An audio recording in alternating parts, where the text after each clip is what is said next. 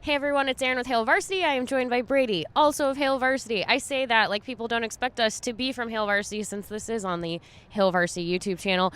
All right, Brady, how are you first and foremost? Let's start there. Not too bad. It was a beautiful drive in here. The fall colors are really popping, but I'll be honest, it's going to turn cold today, and you can already feel it in the air. So I'm regretting not bringing my jacket down. But other than that, we're doing pretty good. I did joke. I was saying that Purdue is always cold, and it was, kind of sunny, light breeze. And in probably the last 10, 15 minutes, it has turned a little bit more gray and a little bit more windier. It doesn't matter. Anyway, it's going to be chilly. If you want any weather updates for this game, be sure to check out Rusty Dawkins' update. He has everything here on this YouTube channel and at hailvarsity.com for everything to expect from wind to weather concerns, whatever the case is. But let's dive into the play itself. Brady, what do we need to know? We just watched the team arrive. In fact, you might actually see some of them walking on the field behind us. What do we need to know? Two big injuries were the ones to kind of keep an eye on. Both Quentin Newsome and Nick Henrik were both game time decisions. They're here. I think it's just going to be a matter of how they're feeling, how they're moving around to see how much their involvement is going to be. Head coach Mickey Joseph said that they were planning to travel, everything like that. Just wait and see how they're going. Ramir Johnson's going to be available to go for Nebraska. So other than that, it's pretty much kind of business as usual on the injury front for Nebraska, whereas Purdue is a lot more, banged up. I think they've got 7 or 8 guys that are going to be out, a couple game time decisions, and they're working with what Coach Jeff Brom said was about 6 healthy offensive linemen for today's game. So it might go down the depth chart today.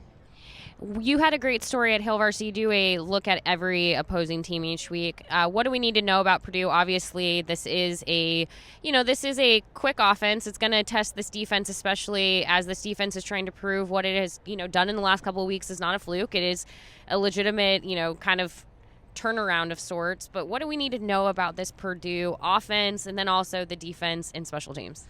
Well, the offense is, like most of the team, is veteran-led.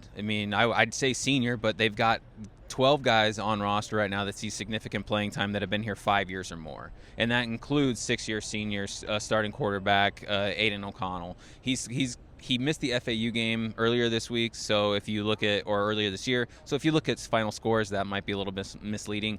He's going to be healthy and back there leading the offense. Their run game has struggled to kind of get going. They have been kind of without their definitive number one running back for a while. He's a game time decision tonight to come back. He missed the last 4 games with injury. So it's going to be interesting because they only ran like 17 total yards against Maryland last week and still won. They've got a couple receivers that can step in. Their top target is going – he missed Tuesday's practice but is expected to play. So, and like I said, they're all anchored by that kind of not depleted but thin offensive line.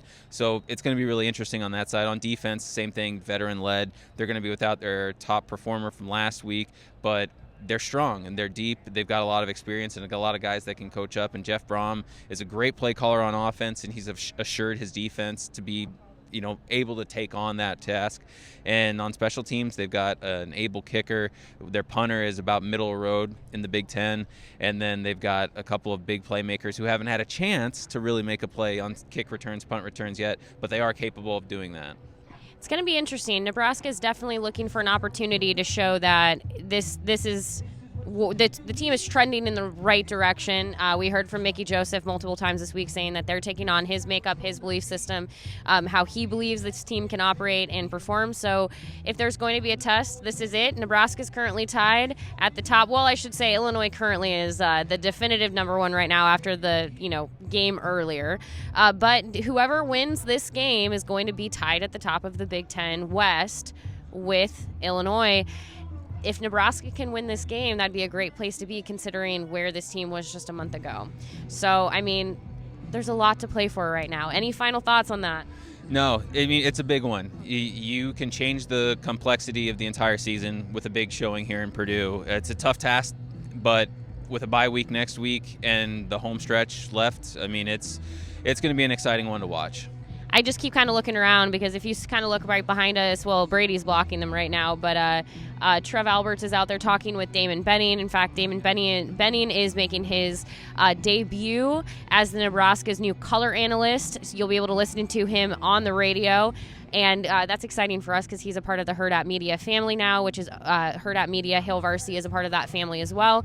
So pretty excited. He's standing out there kind of on the field right now, just taking it all in, chatting, which means game time is soon. So we're going to get going because we have plenty of work to do, and it is also getting colder. So I'll let you get inside.